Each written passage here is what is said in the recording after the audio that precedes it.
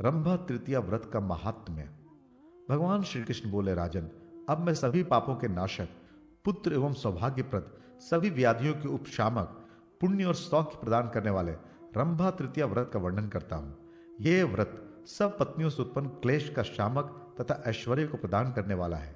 भगवान शंकर ने देवी पार्वती की प्रसन्नता के लिए इस व्रत की जो विधि बतलाई है उसे ही मैं कहता हूं। श्रद्धालु स्त्री मार्गशीर्ष मास के शुक्ल पक्ष की तृतीया तिथि को प्रातः उठकर दंत धावन आदि से निवृत्त हो भक्ति पूर्वक उपवास का नियम ग्रहण करे। वो सर्वप्रथम व्रत ग्रहण करने के लिए देवी से इस प्रकार प्रार्थना करे, देवी, मैं पूरे 1 वर्ष तक इस तृतीया व्रत का आचरण और दूसरे दिन पालना करूंगी। आप ऐसी कृपा करें जिससे इसमें कोई विघ्न ना उत्पन्न हो। इस प्रकार स्त्री या पुरुष व्रत का संकल्प करे और मन में व्रत का निश्चय कर सावधानी बरतते हुए नदी, तालाब अथवा घर में स्नान करे। तदनंतर देवी पार्वती की पूजन कर रात्रि में कुशोदक का प्राशन करे। दूसरे दिन प्रातःकाल विद्वान शिव भक्त ब्राह्मणों को भोजन कराए और दक्षिणा के रूप में सुवर्ण एवं लवण प्रदान करे। यथाशक्ति गौरीश्वर भगवान शिव को प्रयत्न पूर्वक भोग निवेदित करे। राजन, पौष मास की तृतीया में इस विधि से उपवास एवं पूजन कर रात्रि में गोमूत्र का प्राशन कर प्रभात काल में ब्राह्मणों को भोजन कराए और दक्षिणा के रूप में उन्हें अपनी शक्ति के अनुसार सोना तथा जीरक दे।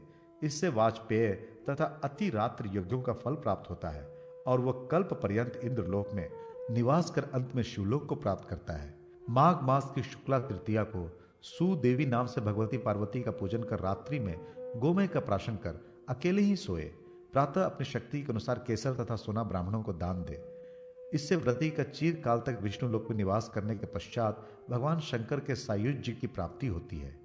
फाल्गुन मास के शुक्ल पक्ष की तृतीया को गौरी नाम से देवी पार्वती का पूजन कर रात्रि में गाय का दूध पिए।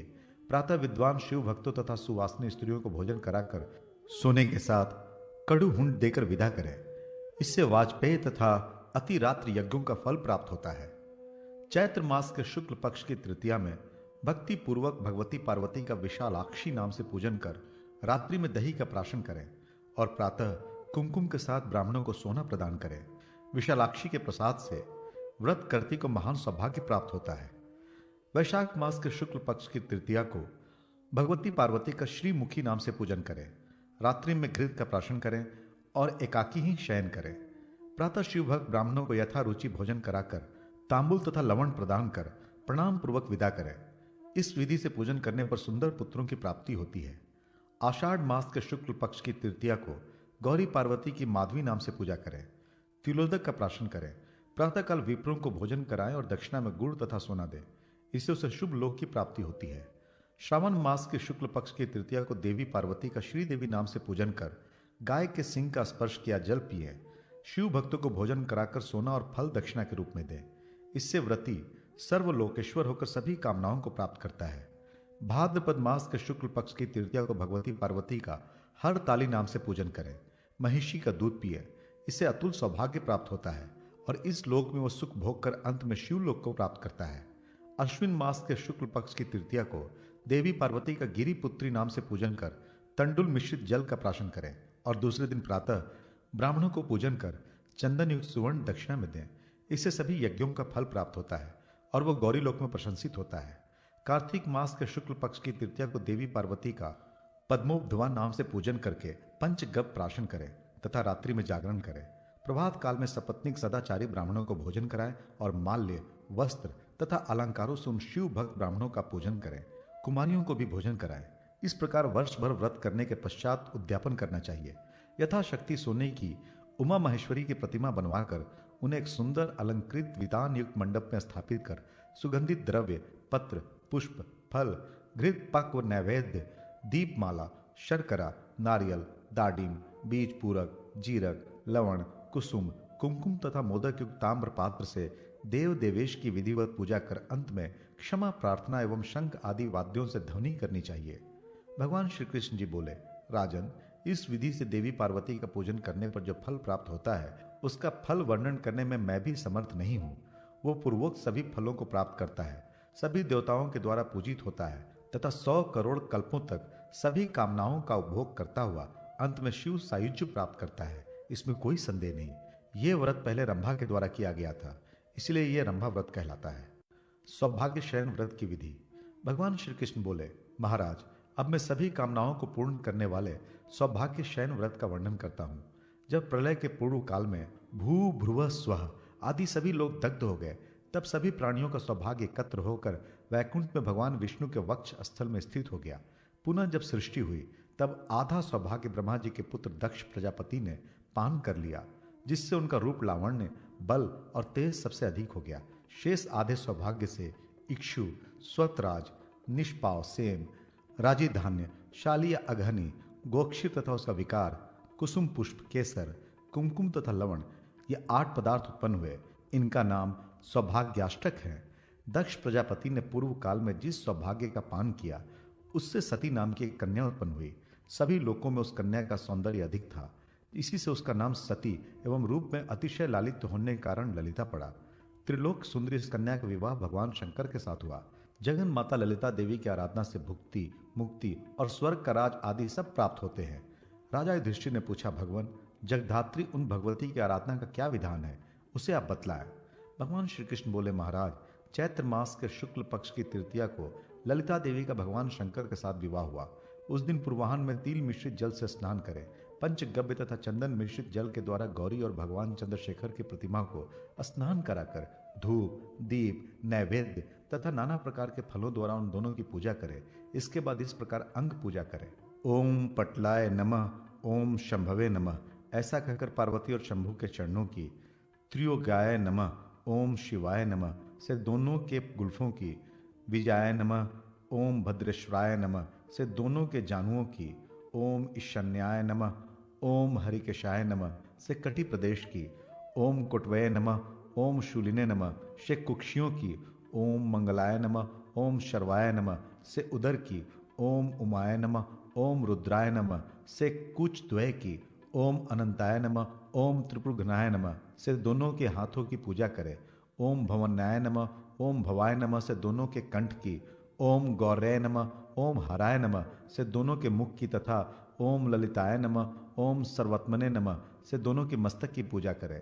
इस प्रकार विधिवत पूजन कर शिव पार्वती के सम्मुख सौभाग्याष्टक स्थापित कर उमा महेश्वरो प्रियताम कहकर उनकी प्रीति के लिए निवेदन करें। उस रात्रि में गो श्रृंगोदक का प्राशन कर भूमि पर ही शयन करना चाहिए।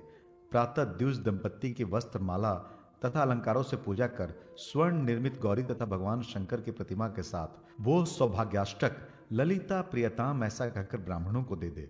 इस प्रकार 1 वर्ष तक प्रत्येक मास की तृतीया को पूजा करनी चाहिए। चैत्र आदि 12 मासों में क्रमशः गौ के सिंग का जल, गोमय, मंदार पुष्प, विल्वपत्र, दही, कुशोदक, दूध, घृत, गोमूत्र, कृष्ण तिल और पंचगव्य का प्राशन करना चाहिए। ललिता, विजया, भद्रा, भवानी, कुमुदा, शिवा, वासुदेवी, गौरी, मंगला, कमला, सती तथा उमा, इन 12 नामों से क्रमशः 12 महीनों में दान के साथ प्रियताम कहकर उच्चारण करें। मल्लिका, अशोक, कमल, कदम, उत्पल, मालती, कुडुमल, करवीर, बाण, खिला हुआ पुष्प, कुमकुम और सिंधुवार, यह 12 महीनों की पूजा के लिए क्रमशः पुष्प कहे गए हैं। जपा कुसुम, कुसुम, मालती तथा कुंद के पुष्प प्रशस्त माने गए हैं। करवीर का पुष्प भगवती को सदा ही प्रिय है। इस प्रकार 1 वर्ष तक व्रत करके सभी सामग्रियों से युक्त उत्तम शैया पर स्वर्ण की उमा महेश्वरी की तथा स्वर्ण निर्मित गौ तथा वृषभ की प्रतिमा स्थापित कर उनकी पूजा करके ब्राह्मण को दे दें। इस व्रत के करने से सभी कामनाएं सिद्ध होती हैं और निष्काम भाव से करने पर नित्य व्रत प्राप्त होता है। स्त्री, पुरुष अथवा कुमारी जो कोई भी इस सौभाग्य शमन नामक व्रत को भक्ति पूर्वक करते हैं, वे देवी के अनुग्रह से अपनी कामनाओं को प्राप्त कर लेते हैं। जो इस व्रत का महात्म्य श्रवण करते हैं, वे दिव्य शक्ति प्राप्त कर स्वर्ग में जाते हैं। इस व्रत को कामदेव, चंद्रमा, कुबेर तथा और भी अन्य देवताओं ने किया है, अतः सबको यह व्रत करना चाहिए। अनंत तृतीया तथा रस कल्याणनी तृतीया व्रत। राजा युधिष्ठिर ने कहा, भगवान, अब आप सौभाग्य एवं आरोग्य प्रदायक, शत्रु विनाशक तथा भुक्ति मुक्ति प्रदायक कोई व्रत बतलाएं। भगवान श्री कृष्ण बोले, महाराज, बहुत पहले की बात है। असुर संहारक भगवान शंकर ने अनेक कथाओं के प्रसंग में पार्वती जी से भगवती ललिता की आराधना की जो विधि बतलाई थी, उसी व्रत का मैं वर्णन कर रहा हूँ। यह व्रत संपूर्ण पापों को नाश करने वाला तथा नारियों के लिए अत्यंत उत्तम है। इसे आप सावधान होकर सुने। वैशाख, भाद्रपद अथवा मार्गशीर्ष मास के शुक्ल पक्ष की तृतीया को श्वेत सरसों का उपटन लगाकर स्नान करें। गोरोचन, मोथा, गोमूत्र, दही, गोमय और चंदन, इन सब को मिलाकर मस्तक में तिलक करें। क्योंकि यह तिलक सौभाग्य तथा आरोग्य को देने वाला है तथा भगवती ललिता को बहुत प्रिय है। प्रत्येक मास के शुक्ल पक्ष की तृतीया को सौभाग्यवती स्त्री रक्त वस्त्र, विधवा गेरू आदि से रंगा वस्त्र और कुमारी शुक्ल वस्त्र धारण कर पूजा करें। भगवती ललिता को पंचगव्य अथवा केवल दुग्ध से स्नान कराकर मधु और चंदन पुष्प मिश्रित जल से स्नान कराना चाहिए। स्नान के अनंतर श्वेत पुष्प, अनेक प्रकार के फल, धनिया, श्वेत जीरा, नमक, गुड़, दूध तथा घी का नैवेद्य अर्पण कर श्वेत अक्षत तथा तिल से ललिता देवी की अर्चना करें। प्रत्येक शुक्ल पक्ष में तृतीया तिथि को देवी की अर्चना करें। प्रत्येक शुक्ल पक्ष में तृतीया तिथि को देवी की मूर्ति के चरण से लेकर मस्तक पर्यंत पूजन करने का विधान इस प्रकार है। वरदाय नमः कहकर दोनों चरणों की, श्रीय नमः कहकर दोनों टखनों की, अशोकाय नमः कहकर दोनों पिंडलियों की, भवनय नमः कहकर घुटनों की, मंगलकारिण्य नमः कहकर उरुओं की, काम देव्य नमः कहकर कटी की, पद्मोद्वयाय नमः कहकर पेट की, काम श्रिय नमः कहकर वक्षस्थल की, सौभाग्य वासिन्याय नमः कहकर हाथों की, शशि मुख श्रेय नमः कहकर बाहुओं की, कंद प्रवासिन्याय नमः कहकर मुख की, पार्वतय नमः कहकर मुस्कान की, गौर्याय नमः कहकर नासिका की, सुनित्राय नमः कहकर नेत्रों की, तुष्टय नमः कहकर ललाट की, कात्यायनय नमः कहकर उसके मस्तक की पूजा करें।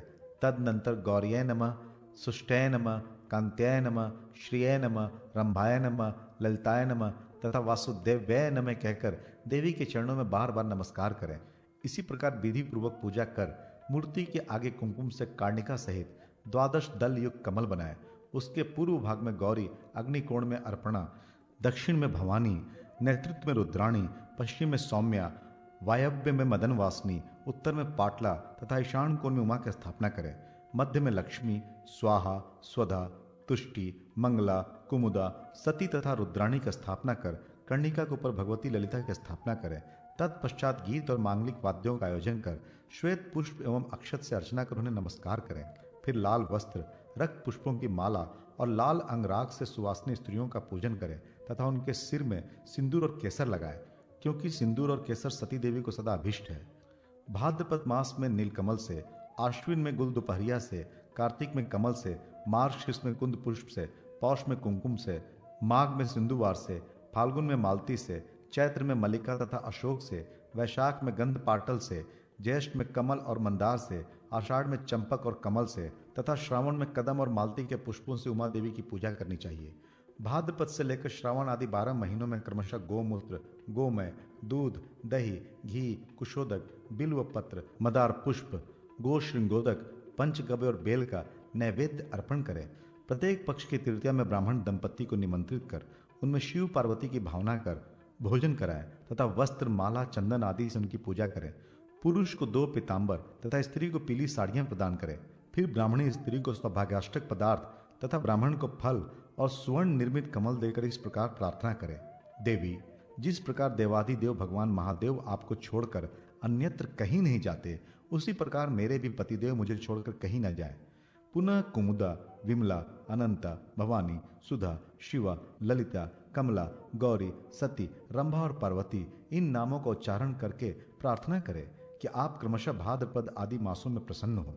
व्रत की समाप्ति में स्वर्ण निर्मित कमल सहित शैया दान करें और 24 अथवा 12 द्विज दंपतियों की पूजा करें। प्रत्येक मास में ब्राह्मण दंपतियों की पूजा विधि पूर्वक करें। अपने पूज्य गुरुदेव की भी पूजा करें। जो इस अनंत तृतीया व्रत का विधि पूर्वक पालन करता है वो 100 कल्पों से भी अधिक समय तक शिवलोक में प्रतिष्ठित होता है। निर्धन पुरुष भी यदि 3 वर्षों तक उपवास कर पुष्प और मंत्र आदि के द्वारा इस व्रत का अनुष्ठान करता है तो उसे भी यह फल प्राप्त होता है।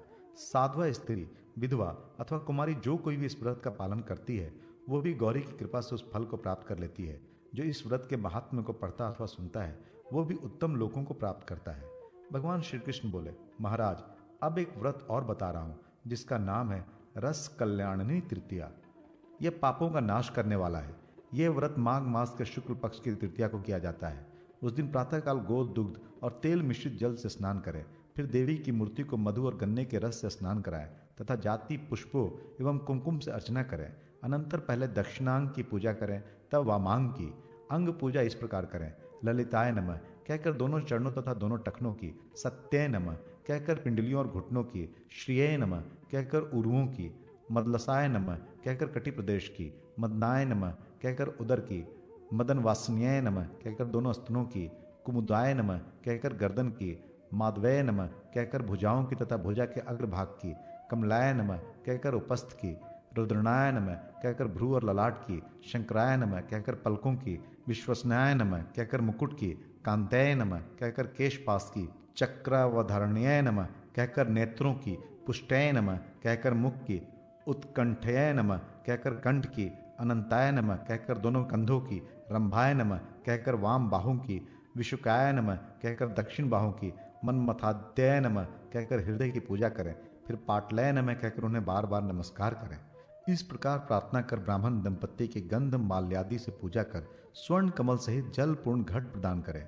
इस विधि से प्रत्येक मास में पूजन करें और माघ आदि महीनों में क्रमशः लवण, गुड़, तेल, राई, मधु, पानक, जीरा, दूध, दही, घी, शाक, धनिया और शर्करा का त्याग करें। पूर्व कथित पदार्थों को उन मासों में नहीं खाना चाहिए। प्रत्येक मास में व्रत की समाप्ति पर करवे के ऊपर सफेद चावल, गोजिया, मधु, पूरी, घेवर, मंडक, दूध, शाक, दही, 6 प्रकार का अन्न, भिंडी तथा शाक वर्तिक रखकर ब्राह्मण को दान करना चाहिए। माघ मास में पूजा के अंत में कुमुदा प्रियताम ये कहना चाहिए। इसी प्रकार फाल्गुन आदि महीनों में माधवी, गौरी, रंभा, भद्रा, जया, शिवा, उमा, शची, सती, मंगला तथा रति लालसा का नाम लेकर प्रियताम ऐसा कहना चाहिए। सभी मासों के व्रत में पंचगव्य का प्राशन करें और उपवास करें। तदनंतर माघ मास आने पर करक पात्र के ऊपर पंचरत्न से युक्त अंगुष्ठ मात्र की पार्वती के स्वर्ण निर्मित मूर्ति की स्थापना करें। वस्त्र, आभूषण और अलंकार से उसे सुशोभित कर एक बैल और एक गाय भवानी प्रियताम ये कहकर ब्राह्मण को प्रदान करें। इस विधि के अनुसार व्रत करने वाला संपूर्ण पापों से उसी क्षण मुक्त हो जाता है और हजारों वर्षों तक दुखी नहीं होता। इस व्रत के करने से हजारों अग्निष्टोम यज्ञ का फल प्राप्त होता है। कुमारी, सधवा, विधवा या दुर्भगा जो भी हो, वह इस व्रत के करने पर गौरी लोक में पूजित होता है। इस विधान को सुनने या इस व्रत को करने के लिए औरों का उपदेश देने से भी सभी पापों से छुटकारा मिलता है और वह पार्वती के लोक में निवास करता है। आर्द्रा नंदकरी तृतीया व्रत। भगवान श्री कृष्ण बोले, महाराज, अब मैं तीनों लोकों में प्रसिद्ध आनंद प्रदान करने वाले, पापों का नाश करने वाले आर्द्रा नंदकरी तृतीया व्रत का वर्णन करता हूँ। जब किसी भी महीने में शुक्ल पक्ष की तृतीया को पूर्वाषाढ़, उत्तराषाढ़ अथवा रोहिणी या मृगशिरा नक्षत्र हो तो उस दिन यह व्रत करना चाहिए। उस दिन कुश और गंधोदक से स्नान कर श्वेत चंदन, श्वेत माला और श्वेत वस्त्र धारण कर उत्तम सिंहासन पर शिव पार्वती की प्रतिमा स्थापित करें। सुगंधित श्वेत पुष्प, चंदन आदि से उनकी पूजा करें। वासुदेव्याय नमः, शंकराय नमः से गौरी शंकर के दोनों चरणों की, शोक विनाशन्याय नमः, आनंदाय नमः से पिंडलियों की, रंभाय नमः, शिवाय नमः से ऊर की, आदित्याय नमः, शूलपाणीय नमः से कटी की, माधवय नमः, भवाय नमः से नाभि की, आनंद कारणीय नमः, इंद्रधारण्य नमः से दोनों स्तनों की, उत्कंठनीय नमः, नीलकंठाय नमः से कंठ की, उत्पल धारणीय नमः, रुद्राय नमः से दोनों हाथों की, परिरंभिणीय नमः, नृत्यशिलाय नमः से दोनों भुजाओं की, विलासिन्याय नमः, वृषेशाय नमः से मुख की, सस्मरशिलाय नमः, विश्ववक्त्राय नमः से मुस्कान की, मदन वासनीय नमः, विश्वधाम्नेय नमः से नेत्रों की, रतिप्रियाय नमः, तांडवेशाय नमः से भ्रुवों की, इंद्रनाय नमः, हव्यवाय नमः से ललाट की तथा स्वाहाय नमः, पंचशराय नमः कहकर मुकुट की पूजा करें। तदनंतर नीचे लिखे मंत्र से पार्वती परमेश्वर की प्रार्थना करें। विश्व जिनका शरीर है, जो विश्व के मुख, पाद और हस्त स्वरूप तथा मंगल कारक है, जिनके मुख पर प्रसन्नता झलकती रहती है, उन पार्वती परमेश्वर की मैं वंदना करता हूँ। इस प्रकार पूजन कर मूर्तियों के आगे अनेक प्रकार के कमल, शंख, स्वास्तिक, चक्र आदि का चित्रण करें। गोमूत्र, गोमय, दूध, दही, घी, कुशोदक, गोश्रृंगोदक, बिल्वपत्र, घड़े का जल, खस का जल, यव चूर्ण का जल तथा तिलोदक का क्रमशः मार्गशीर्ष आदि महीनों में प्राशन करें। अनंतर शयन करें। ये प्राशन प्रत्येक पक्ष की द्वितीया को करना चाहिए। भगवान उमा महेश्वर की पूजा के लिए सर्वत्र श्वेत पुष्प को श्रेष्ठ माना गया है। दान के समय यह मंत्र पढ़ना चाहिए।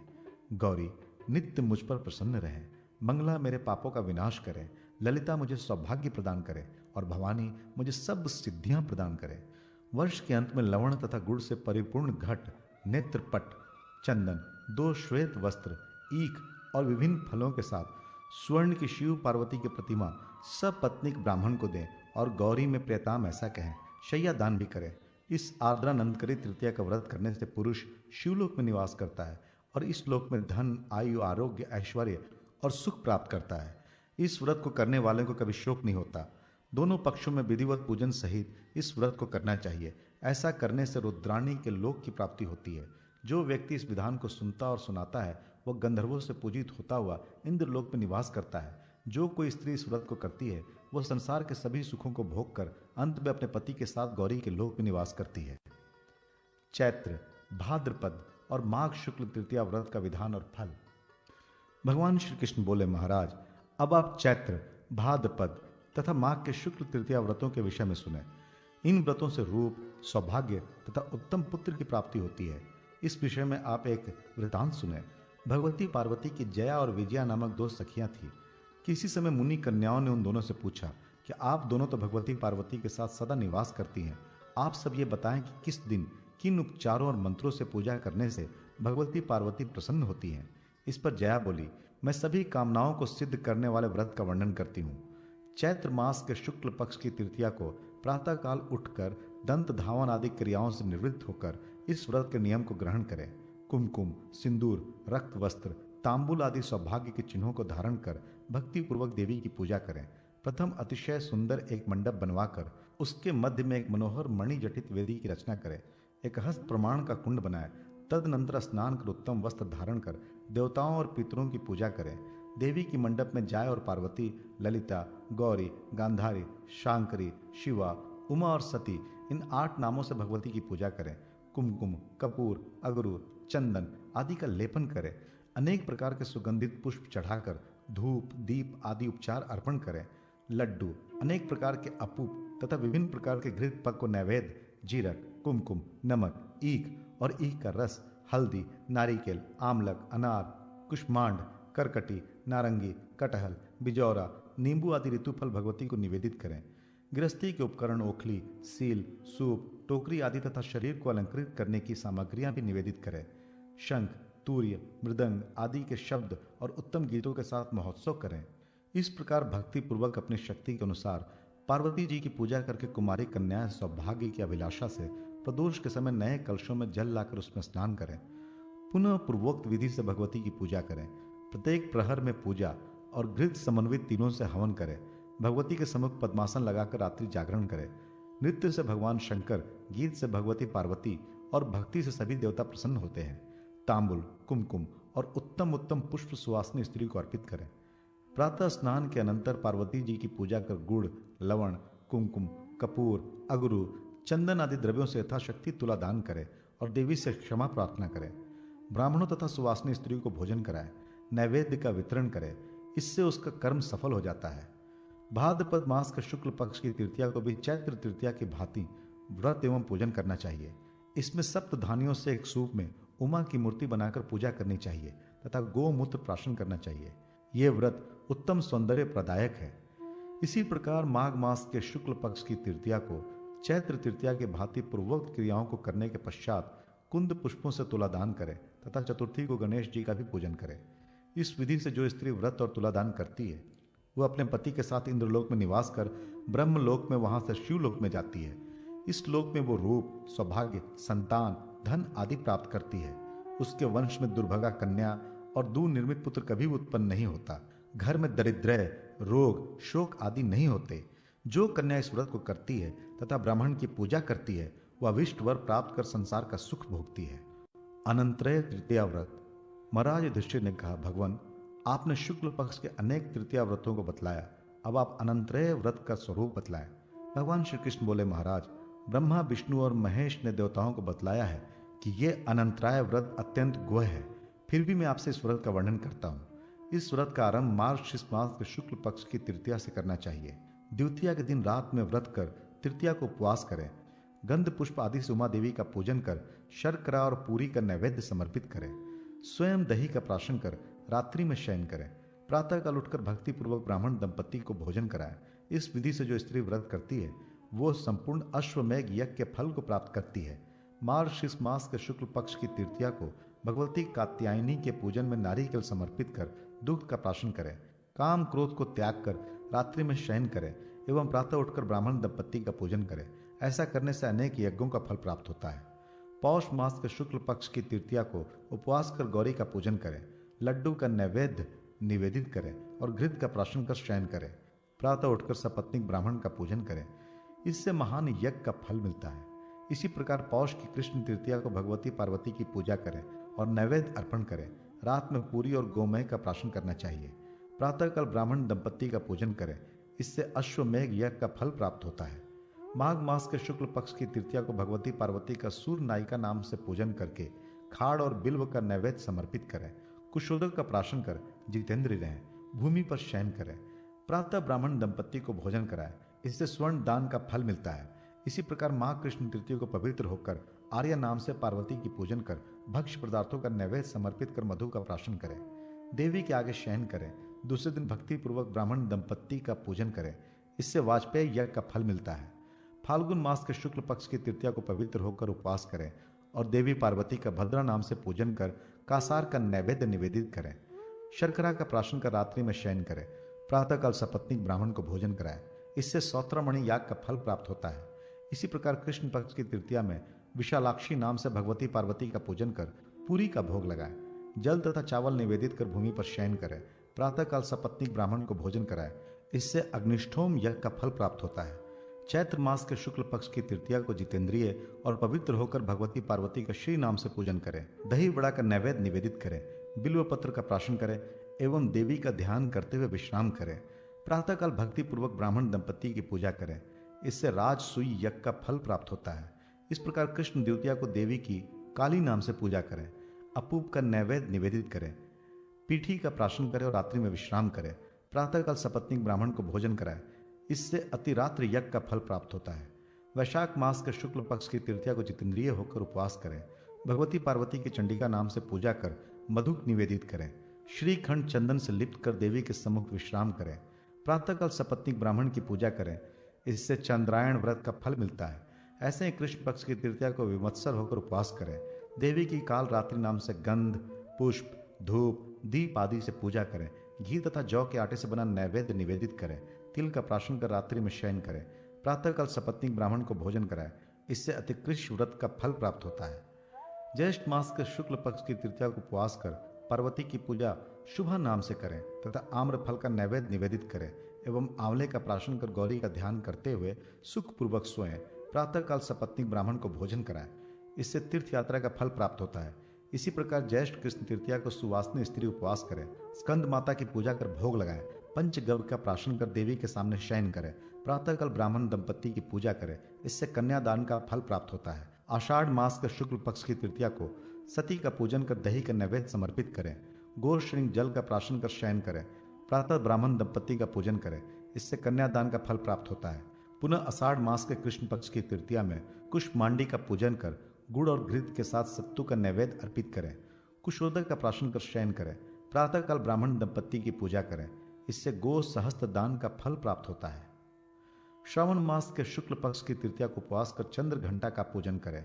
कुलमाश को नैवेद्य रूप में समर्पित कर पुष्पोदक का प्राशन कर शयन करें। प्रातःकाल ब्राह्मण दंपत्ति का पूजन करें, ऐसा करने से अभय दान का फल प्राप्त होता है। इसी प्रकार श्रावण की कृष्ण तृतीया को रुद्राणी नाम से पार्वती का पूजन कर सिद्ध पिंड आदि नैवेद्य के रूप में समर्पित करें। तिलकुट का प्राशन करें। प्रातः सपत्नीक ब्राह्मण का पूजन करें, इससे इष्टापूर्त यज्ञ का फल प्राप्त होता है। भाद्रपद मास के शुक्ल पक्ष की तृतीया में हिमाद्रिजा नाम से पार्वती का पूजन कर गोधूम का नैवेद्य समर्पित करें। श्वेत चंदन तथा गंधोदक का प्राशन कर शयन करें। प्रातः सपत्नीक ब्राह्मण का पूजन करें, इससे सैकड़ों उद्यान लगाने का फल प्राप्त होता है। भाद्रपद कृष्ण तृतीया को दुर्गा की पूजा करें। गुड़ युक्त पिष्ट और फल नैवेद्य समर्पित करें। गोमूत्र का प्राशन कर शयन करें। प्रातः सपत्नीक ब्राह्मण की पूजा करें, इससे सदा व्रत का फल प्राप्त होता है। आश्विन में उपवास कर नारायणी नाम से पार्वती का पूजन कर पकवान का नैवेद्य समर्पित करें। रक्त चंदन का प्राशन कर रात्रि में शयन करें। प्रातः ब्राह्मण दंपत्ति का पूजन करें, इससे अग्निहोत्र यज्ञ का फल प्राप्त होता है। आश्विन कृष्ण तृतीया को स्वस्ति नाम से पार्वती की पूजा करें। गुड़ के साथ शालिदन समर्पित करें। कुसुम के बीजों पर प्राशन कर रात्रि में विश्राम करें। प्रातःकाल सपत्नीक ब्राह्मण को भोजन कराएं, इससे ग्वालिक, अन्न, घास आदि से दिन भर गो सेवा करने का फल प्राप्त होता है। कार्तिक मास के शुक्ल पक्ष की तृतीया को स्वाहा नाम से पार्वती का पूजन कर घृत, खाण और खीर का नैवेद्य समर्पित करें। कुमकुम केसर का प्राशन कर शयन करें और प्रातः ब्राह्मण दंपत्ति की पूजा करें। इससे एक भुक्त व्रत का फल प्राप्त होता है। कार्तिक की कृष्ण तृतीया को स्वधा नाम से पार्वती का पूजन कर मूंग की खिचड़ी का नैवेद्य समर्पित करे और घी का प्राशन कर रात्रि में शयन करे। प्रातः सपत्नीक ब्राह्मण का पूजन करे, इससे नक्त व्रत का फल प्राप्त होता है।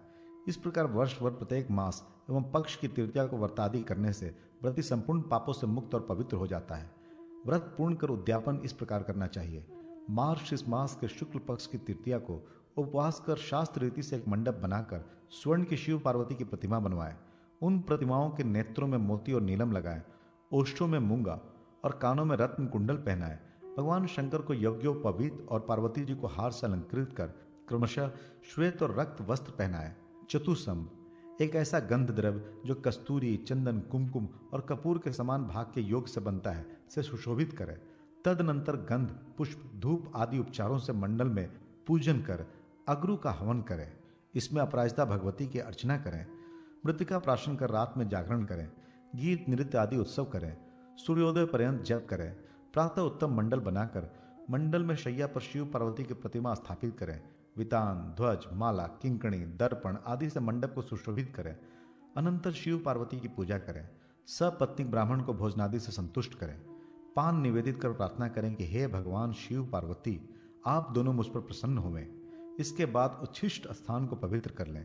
तत्पश्चात सुवर्ण से मंडित सींग तथा चांदी से मंडित खुर वाली कांस दोहन पात्र से युक्त, लाल वस्त्र से आच्छादित, घंटा आदि आवरणों से युक्त पैस्वनी लाल रंग की गौ की प्रदक्षिणा कर दक्षिणा के साथ जूता, खड़ाऊं, छाता एवं अनेक प्रकार के भक्ष्य पदार्थ गुरु को समर्पित करें। पुनः शिव पार्वती को प्रणाम कर गुरु के चरणों में प्रणाम कर क्षमा मांगे। इस प्रकार इस अनंतरेय व्रत की समाप्ति करें।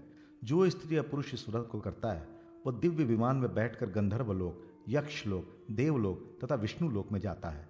वहां वह बहुत समय तक उत्तम भोगों को भोग कर शिवलोक को प्राप्त करता है और फिर भूमि पर जन्म लेकर प्रतापी चक्रवर्ती राजा होता है। व्रत करने वाले उस स्त्री उसकी पटरानी होती है। जिस प्रकार शिव जी के साथ पार्वती, इंद्र के साथ शची, वशिष्ठ के साथ अंधरुति, विष्णु के साथ लक्ष्मी, ब्रह्मा के साथ सावित्री सदा विराजमान रहती है, उसी प्रकार वो नारी भी जन्म जन्म तक अपने पति के साथ सुख भोगती है।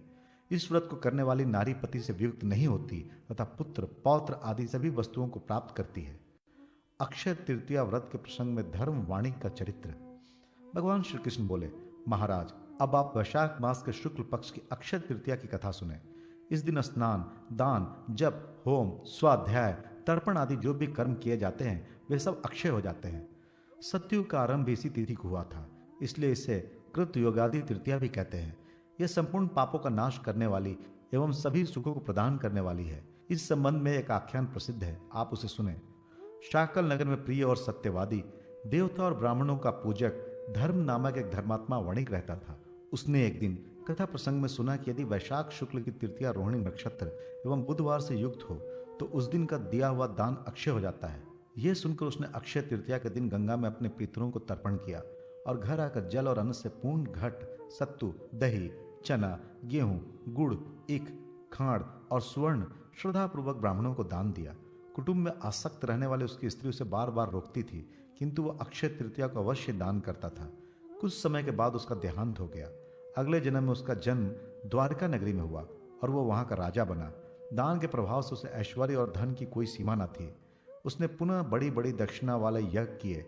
वो ब्राह्मणों को गौ, भूमि, स्वर्ण आदि देता रहता था और दिन दुखियों को भी संतुष्ट करता था, किंतु उसके धन का कभी ह्रास नहीं होता था। यह उसके पूर्व जन्म में अक्षय तृतीया के दिन दान देने का फल था। महाराज, इस तृतीया का फल अक्षय है। अब इस व्रत का विधान सुने। सभी रस, अन्न, शहद, जल से भरे घड़े, तरह तरह के फल, जूता आदि तथा ग्रीष्म ऋतु में उपयुक्त सामग्री, अन्न, गौ, भूमि, स्वर्ण, वस्त्र, जो पदार्थ अपने को प्रिय और उत्तम लगे उन्हें ब्राह्मणों को देना चाहिए। यह अतिशय रहस्य की बात मैंने आपको बतलाई। इस तिथि में किए गए कर्म का क्षय नहीं होता, इसलिए मुनियों ने इसका नाम अक्षय तृतीया रखा है।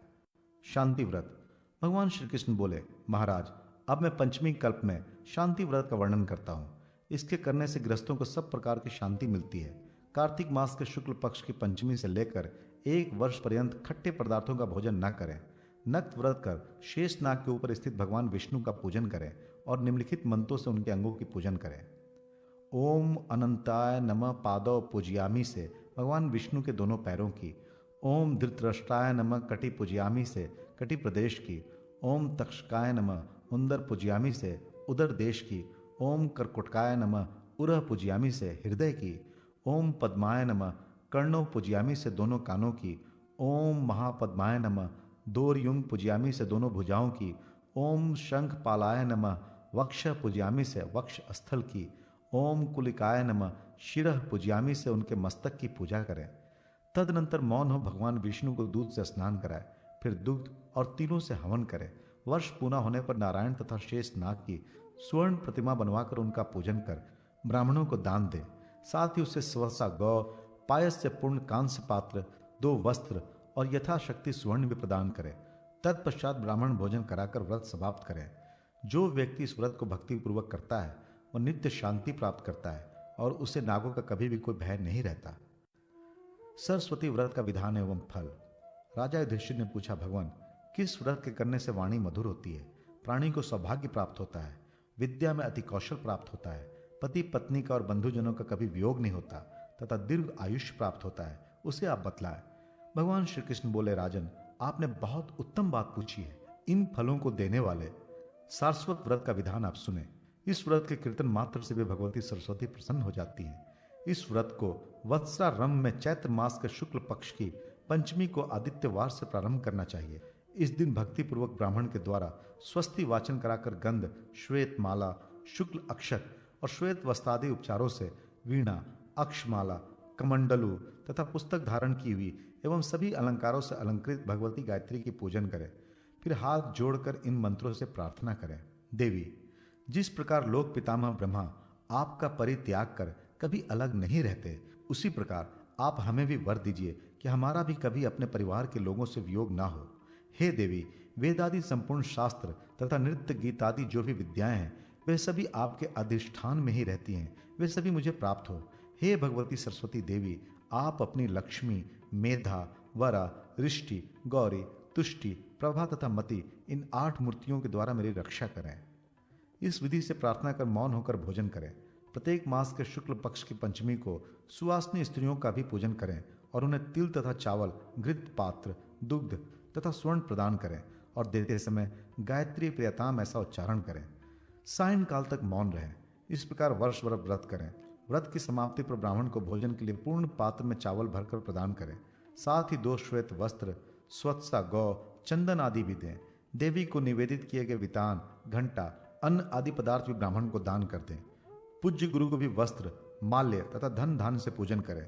इस विधि से जो पुरुष सारस्वत व्रत करता है वह विद्वान, धनवान और मधुर कंठ वाला होता है। भगवती सरस्वती की कृपा से वो वेद व्यास के समान कवि हो जाता है। नारी भी यदि इस व्रत का पालन करे तो उसे भी पूर्वोक्त फल प्राप्त होता है। श्री पंचमी व्रत कथा।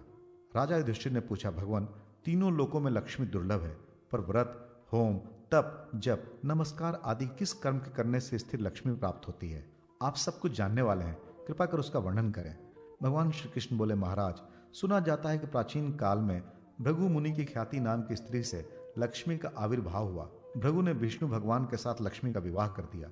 लक्ष्मी भी संसार के पति भगवान विष्णु को वर के रूप में प्राप्त कर अपने को कृतार्थ मानकर अपने कृपा कटाक्ष से संपूर्ण जगत को आनंदित करने लगी। उन्हीं से प्रजाओं में क्षेम और सुभिक्ष होने लगा। सभी उपद्रव शांत हो गए। ब्राह्मण हवन करने लगे, देवगण हविष्य भोजन प्राप्त करने लगे और राजा प्रसन्नतापूर्वक चारों वर्णों की रक्षा करने लगे। इस प्रकार देवगणों को अतीव आनंद में निमग्न देखकर विरोचन आदि दैत्यगण लक्ष्मी की प्राप्ति के लिए तपस्या एवं यज्ञ याग आदि करने लगे। वे सब भी सदाचारी और धार्मिक हो गए। फिर दैत्यों के पराक्रम से सारा संसार आक्रांत हो गया। कुछ समय बाद देवताओं को लक्ष्मी का मद हो गया। उन लोगों के शौच, पवित्रता, सत्यता और सभी उत्तम आचार नष्ट होने लगे। देवताओं को सत्य आदि शील तथा पवित्रता से रहित देखकर लक्ष्मी दैत्यों के पास चली गई और देवगण श्री विहीन हो गए। दैत्यों को भी लक्ष्मी की प्राप्ति होते ही बहुत गर्व हो गया और दैत्यगण परस्पर कहने लगे कि मैं ही देवता हूँ, मैं ही यज्ञ हूँ, मैं ही ब्राह्मण हूँ, संपूर्ण जगत मेरा ही स्वरूप है। ब्रह्मा, विष्णु, इंद्र, चंद्र आदि सब मैं ही हूँ। इस प्रकार अतिशय अहंकार युक्त हो वे अनेक प्रकार का अनर्थ करने लगे। अहंकार मति दैत्यों की यह दशा देखकर व्याकुल हो वह भृगु कन्या भगवती लक्ष्मी क्षीर सागर में प्रविष्ट हो गई।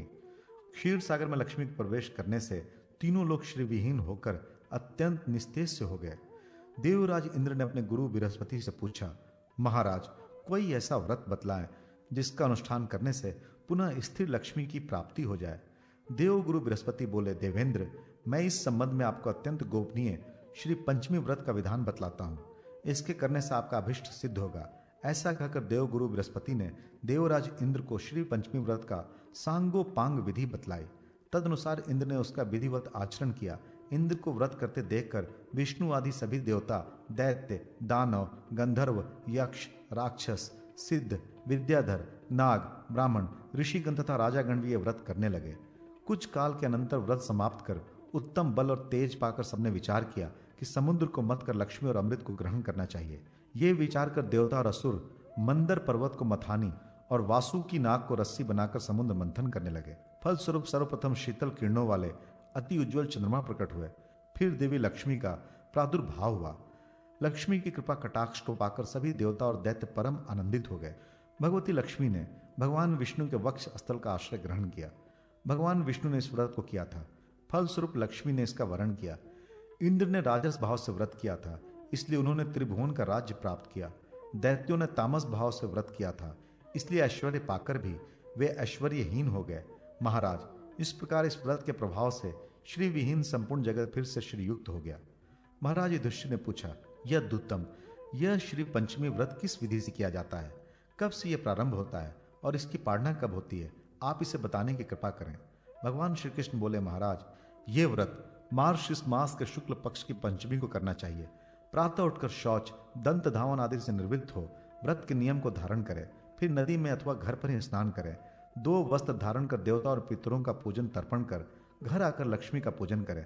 स्वर्ण, चांदी, ताम्र, आरकूट, काष्ठ की अथवा चित्रपट में भगवती लक्ष्मी की ऐसी प्रतिमा बनवाएं जो कमल पर विराजमान हो, हाथ में कमल पुष्प धारण किए हो, सभी आभूषणों से अलंकृत हो, उनके लोचन कमल के समान हो और उन्हें 4 श्वेत हाथी स्वर्ण के कलशों के जल से स्नान करा रहे हों। इस प्रकार की भगवती लक्ष्मी की प्रतिमा की निम्नलिखित नाम मंत्रों से ऋतुकलाद्भुत पुष्पों द्वारा अंग पूजा करें।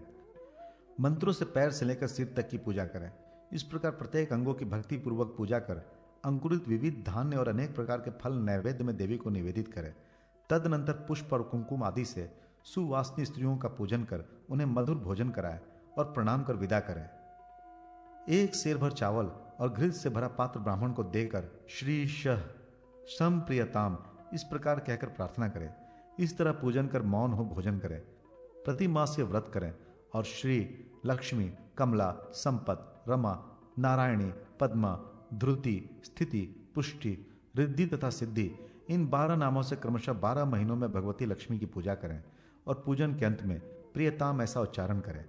12वें महीने के पंचमी को वस्त्र से उत्तम मंडप बनाकर गंध पुष्पादि से उसे अलंकृत कर उसके मध्य शैया पर उपकरणों सहित भगवती लक्ष्मी की मूर्ति स्थापित करें।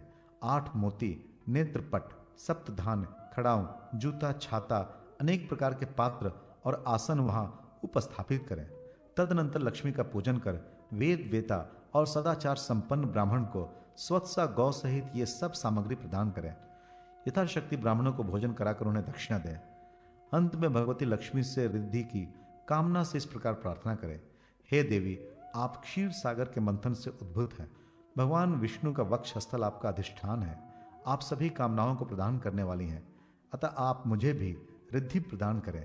आपको नमस्कार है। जो इस विधि से श्री पंचमी का व्रत करता है वह अपने 21 कुलों के साथ लक्ष्मी लोक में निवास करता है। जो सौभाग्यवती स्त्री इस व्रत को करती है वह सौभाग्य, रूप, संतान और धन से संपन्न हो जाती है तथा पति को अत्यंत प्रिय होती है।